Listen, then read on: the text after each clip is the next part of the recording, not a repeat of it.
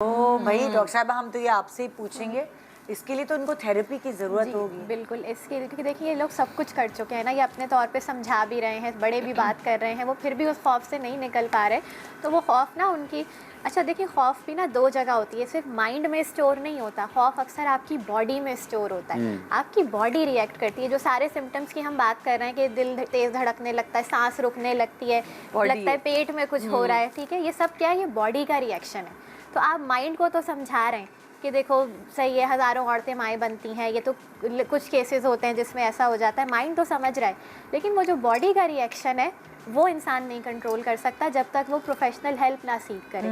ठीक है, तो इनको तो ज़रूरत है कि ये थेरेपी लें, ठीक है, ये किसी प्रोफेशनल के पास जाएं जो कि इनकी बॉडी से उस ट्रॉमा को प्रोसेस करके निकाले और फिर इनको सिखाए कि ये कैसे उसको ओवरकम कर सकते हैं और कैसे नॉर्मल ज़िंदगी में वापस आ सकते हैं। एक तो सबसे बड़ी चीज़ ये होती है ना कि किसी को आप कन्विंस कैसे करेंगे, चलो थेरेपिस्ट के पास, चलो डॉक्टर के पास, कोई नहीं मानता नहीं है कोई। उनको होता है हम कोई पागल थोड़ी, लोगों को लगता है पागल होते हैं तो जाते हैं। वही तो हमारे ये कॉन्सेप्ट बन गया कि अगर आप डॉक्टर के पास जा रहे हैं for such kind of things तो आपको पागल की जुमरे में डाल दिया जाता है कि मैं पागल थोड़ी जो मैं जाऊं, या तो इसमें कोई बुराई नहीं होती अगर आप किसी से इस तरह की हेल्प सीख कर रहे हैं। और दूसरा ये मुझे लगता है कि ये एक चीज़ जो उनको समझने की जरूरत है वो ये कि मौत बरहक है। वो इस तरह नहीं तो किसी ना किसी तरह तो आनी है बिल्कुल, जो जिसका टाइम लिखा है वो ना एक मिनट पहले आएगा ना एक मिनट जिस तरह से लिखा बाद आएगा। और जैसे ये तो बहुत ही डिफरेंट केस है, लेकिन जहाज में भी जो लोग बैठते अगर रिसर्च करें तो जहाज जो है वो रोड के मुकाबले में ज्यादा देखिए still the safest way of travelling अभी भी आज तक जो है वो जहाज ही है। अगर आपकी जहाज में लिखी है तो कोई ना कोई बहाना बनेगा कि आप, और अगर आपने बचना ठहरा तो आप देखें कैसे मुनव्वर सिंह साहब के बेटे जी बिल्कुल बिल्कुल बिल्कुल कोई नहीं बचा, सिर्फ दो लोग बचे उस प्लेन क्रैश में। तो जब लिखी है वो किसी ने कोई ना कोई बहाना तो बनना ही है। आई थिंक मुझे ऐसा लगता है थोड़ा सा हमें ये भी एक बात को हमें वो अगर आम करना चाहिए लोगों के लिए कि अपने ब्रेन को जो है ना ट्रेन करने का तरीका सीखना चाहिए। हम लोग फंस जाते हैं, हम उससे आगे नहीं जाना चाहते। और मुझे लगता है जो ट्रॉमास हैं इस तरह की चीज़ें आपकी अपब्रिंगिंग का भी हिस्सा होते हैं। अब अगर कोई पहाड़ के एरिया में पैदा हुआ तो उसको हाइट से कभी डर नहीं लगेगा। लेकिन कोई आदमी अगर यहाँ से पहाड़ पर जाने की बात करे तो बोलेगा यार कैसे मैं करूँगा ये। तो हमें अपने ब्रेन को भी थोड़ा ट्रेन करने की जरूरत होती है कि हम कैसे करते हैं। और जो लोग हैं वो तो मतलब लाइक हाइकिंग वगैरह के शौकीन होते हैं। जी जी बिल्कुल बिल्कुल जाते हैं जो करने वाले। सो जवाब यही है जो अभी हमने नूर से बात सुनी कि उनको किसी ना किसी तरह थेरेपिस्ट के पास ले जाए और फिर वो थेरेपी के बाद ही कोई रिजल्ट निकल सकता है।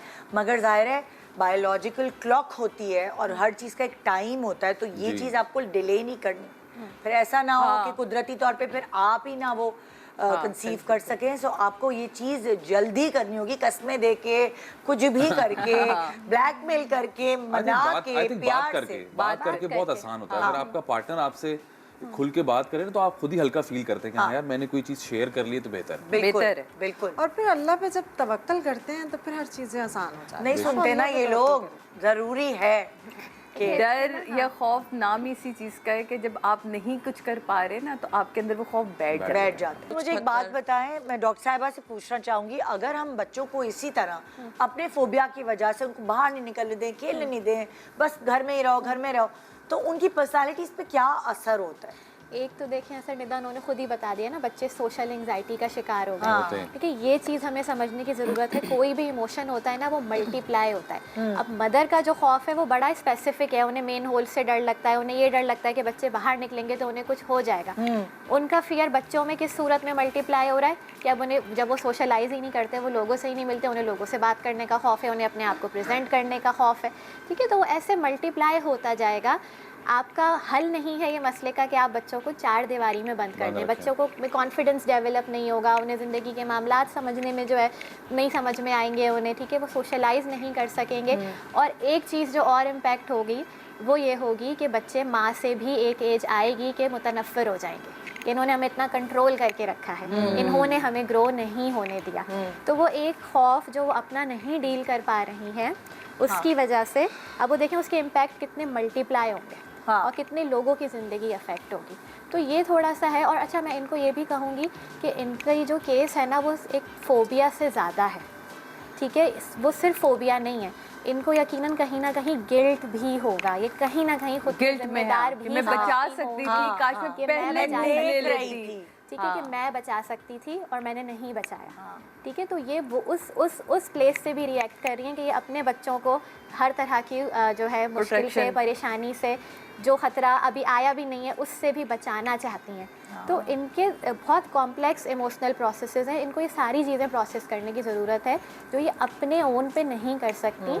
इन्हें चाहिए कि ये किसी से बात करें, किसी प्रोफेशनल से बात करें और ट्रीटमेंट लें, ताकि ये भी बेहतर महसूस करें और फिर इनका जो फैमिली में जो इम्पैक्ट आ रहा है वो भी जो है वो कंट्रोल हो सके। आई थिंक एक बेहतर तरीका ये भी हो सकता है कि आप बच्चों को एजुकेट करें, आप उनको खुद ग्राउंड्स में लेकर जाएं, पार्क्स में लेकर जाएं और उनको ये बताएं कि ये फ़र्क है कि ये जगह खेलने के लिए बनाई गई तो यहाँ आकर खेलें, rather than playing on the roads या फिर पतंग उड़ाना है जो भी। तो आप बच्चों को खुद एजुकेट भी करते हैं तो आप हमारे यहाँ भी फील कर पेरेंट्स सकते हैं। लेके नहीं जाते, बच्चों को ऐसे ही छोड़ देते हैं एफर्ट लगता है ना, कि टाइम जाओ, लगता है, कि एफर्ट और जाओ टाइम लगता जाके है ना। खेलो, मोहल्ला माएँ थकी गली। भी बहुत हैं, बाप थके हुए मैं वही बहुत कह रहा हूँ आते ना, हैं, तो effort और उनके time लिए देने के लिए बच्चों के पास पार्क्स time में नहीं जाने का कोई कॉन्सेप्ट ही नहीं नहीं है। है। तो मतलब अगर अगर आप बाहर जाते हैं तो हमने देखा है कि गोरे आपके बेंच पे आके बैठे होते हैं, बैठे अगर होते आपके हैं। बच्चे छोटे हैं जी बिल्कुल, तो वो उधर बैठे हुए हैं और एक सर्टेन टाइम पर वो उनको पार्क ले जाते हैं। जी बिल्कुल। पहले तो नहीं थे पार्क, लेकिन अब काफी पार्क बहुत मुझे नजर आते हैं। ग्राउंड्स भी हैं, तो आपको ले जाना चाहिए, बताएं कि जी ये जगह खेलने की है और ये रोड्स पर आप नहीं खेलते But क्योंकि please, ऐसा ऐसा है। मेरा ख्याल है कि आप अपना ज़रूर कंसल्ट करें, क्योंकि ये बहुत इंपॉर्टेंट है आगे की ज़िंदगी के लिए भी। आप अभी माँ हैं, फिर इसके बाद आपने और मज़ीद रिश्तों में बनना है, बिल्कुल, बनना है, नानी बनना है, दादी बनना है, तो ये इस तरह ना बहुत सारे जो रिश्ते वो प्रॉब्लम में आ जाएंगे। तो बेहतर है कि अभी अपने ऊपर थोड़ी सी तवज्जो दें ताकि आने वाली नस्लें ना बेहतर होती जाए, है ना। ये अच्छा, क्या स्लाइड क्या है दिखाएं। बीना जी को कोई और खौफ भी है, वो उसकी स्लाइड है मोहताजी से मरने का। अल्लाह की तो सारा सब कोई खौफ है कि हम हमेशा जो है वो हमारा हाथ ऊपर ही रहे, कभी हमें बच्चों के आगे भी अपने हाथ। मैंने मेरी अम्मी माशाल्लाह माशाल्लाह हमेशा देने वालों में से रही और हमेशा उन्होंने हर काम अपने हाथ से किया। एक मर्दाना ज़िंदगी उन्होंने गुजारी। कोई खौफ नहीं, कोई किसी बिच्छू से, सांप से, किसी चीज़ से, किसी अंधेरे से, किसी चीज़ से उनको खौफ नहीं होता था। उसके बाद जब मैंने देखा अम्मी को मोहताज देखा और मैंने अपनी मदर की कोई 2 साल आवाज़ नहीं सुनी। जब वो ज़िंदा थी तो उनको फालिज हुआ तो उनको उनकी आवाज़ भी चली गई और वो बेड पे चली गई। तो उस वक्त जो उनकी लाचारगी थी जो मैं देखती थी, वो एक खौफ अंदर बैठ गया कि एक इंसान जिसने किसी को ये नहीं कहा हो कि ये तिनका उठा दो, हर काम खुद, और वो इंसान बैठा हुआ है कि मुझे कोई वॉशरूम ले जाए, मेरे कोई बाल बना दे। उफ, रोंगटे मेरे खड़े हो जाते हैं। मेरे अंदर एक खौफ है जिसकी वजह से मेरी अम्मी डिप्रेशन में चली गई थी, जिसकी वजह से उनको फालिज हुआ।